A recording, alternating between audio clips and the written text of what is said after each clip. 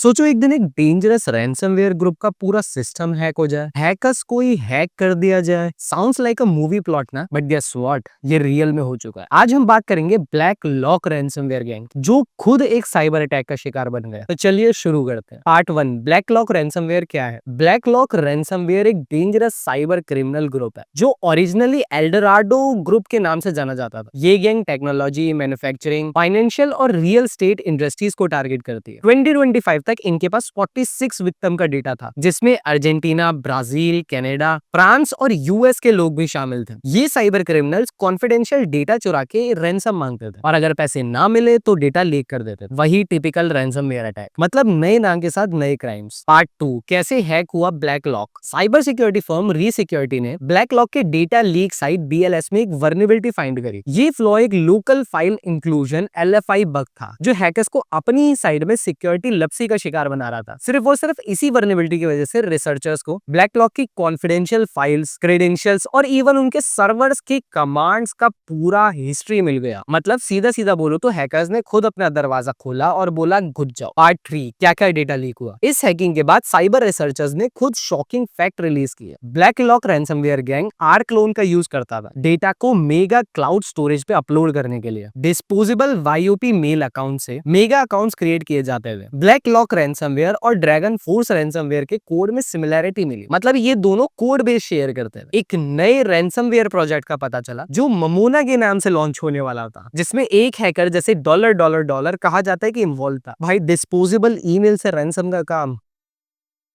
मजा आ गया। पार्ट 4, जब हैकर्स को हैक किया गया। अब मजेदार पार्ट ये है कि मार्च 2025 को ड्रैगन फोर्स रैंसमवेयर ग्रुप ने ब्लैक लॉक रैंसमवेयर ग्रुप की डेटा लीक साइट डीफेस कर दी। मतलब एक हैकर गैंग ने दूसरी हैकर गैंग का पूरा डेटा, पूरा इंटरनल डेटा लीक कर दिया। ये इवेंट बताता है कि साइबर क्रिमिनल्स की दुनिया कितनी डेंजरस है, पूरी की पूरी अनप्रेडिक्टेबल। कभी भी कुछ भी हो सकता है, कोई कभी भी किसी का भी वड़ा पाव खा सकता है। ये तो वही बात हो गई कि चोर खुद ब खुद पुलिस को कॉल करके बोल रहा है, भाई साहब आ जाओ, मुझे उठा लो। पार्ट 5, इससे हमें क्या सीख मिलती है। फिर देखो, ये इंसिडेंट एक बड़ी सीख देता है। चाहे आप हैकर हो या फिर विक्टिम, साइबर सिक्योरिटी को इग्नोर करोगे तो आप भी हैक हो सकते। ऑपरेशनल सिक्योरिटी, ऑप्सेक काफी जरूरी है। साइबर क्रिमिनल्स भी कभी कभी स्टूपिड मिस्टेक कर देते हैं। इंटरनेट पे कोई भी सेफ नहीं है, बस हमें ये देखना है कि हमारी सिक्योरिटी कितनी स्ट्रांग है। अब खुद सोच के देखो, इतने बड़े हैकर्स खुद सिक्योर नहीं रह सकते, तो हम तो कहाँ ही स्टैंड होते हैं।